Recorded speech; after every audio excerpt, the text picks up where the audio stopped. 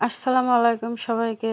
তো চলে আসলাম নতুন আরেকটা রেসিপি নিয়ে। আজকে মাছ মাংস ছাড়া যে পেট ভরে ভাত খাওয়া যায় সেরকম একটা রেসিপি নিয়ে আসলাম আপনাদের মাঝে। তো ভিডিওটি স্কিপ না করে দেখতে থাকুন। তো একবার হলেও বাসায় ট্রাই করে দেখবেন, অনেক অনেক ভালো লাগবে। তো এখানে আমি তেলের ভিতরে পেঁয়াজ মরিচ দিয়ে দিয়েছি। এখানে 3টা পেঁয়াজ আছে, আপনারা চাইলে বাড়িয়ে কমেও দিতে পারেন। তো বেশি একটু পেঁয়াজ দিলে তরকারিটা ভালো লাগে।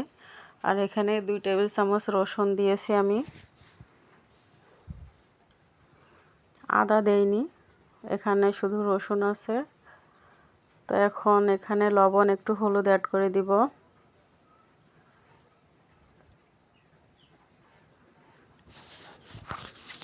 কাঁচামরিচ দিয়েছি, লবণ দিয়েছি, একটু হলুদ দিব, দিয়ে আমি একটু পানি দিয়ে দিব যাতে মশলাটা লেগে না যায়। দিয়ে একটু মশলাটা কষিয়ে নিব। আর হ্যাঁ, মশলাটা কষানোর ভিতরেই কিন্তু তরকারিটা স্বাদ নির্ভর করে। তো আপনারা যদি শুটকি পছন্দ করেন তো তেলের ভিতরে একটু শুটকি দিয়ে দিতে পারেন। তো আমি শুটকি খাই না, তো এই কারণে দেইনি। আর শুটকি দিলে তো অনেক অনেক বেশি দ্বিগুণ স্বাদ বেড়ে যাবে তরকারিটার। তো এই দেখেন আমার ইয়েটা কষানো হয়ে গেছে, মশলাটা। তো এখন আমি কেটে রাখা আলুগুলা দিয়ে দিব। তো আমি এভাবে করেই কেটেছি, আপনাদের যেভাবে ইচ্ছা সেভাবেই কেটে নিতে পারেন। তো একবার হলেও ট্রাই করে দেখবেন, এই রেসিপিটা অনেক অনেক ভালো লাগবে।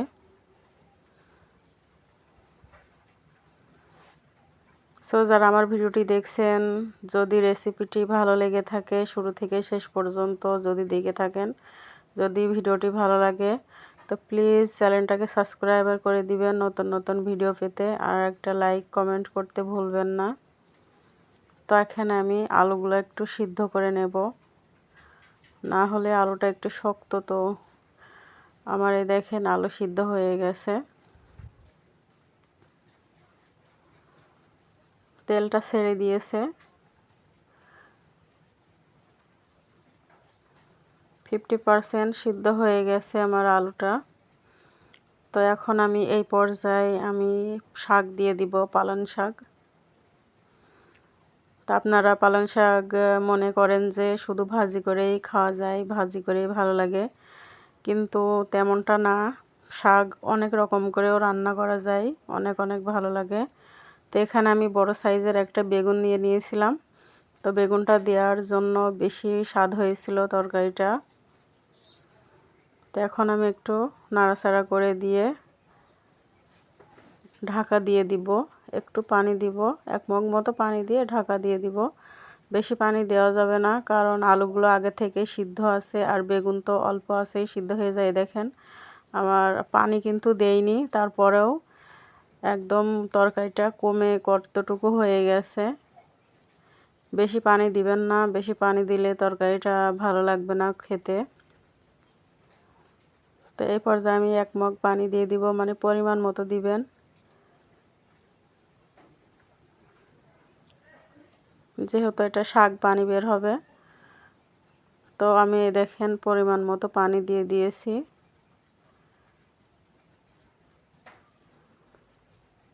এখন একটু ঢেকে রান্না করে নিব।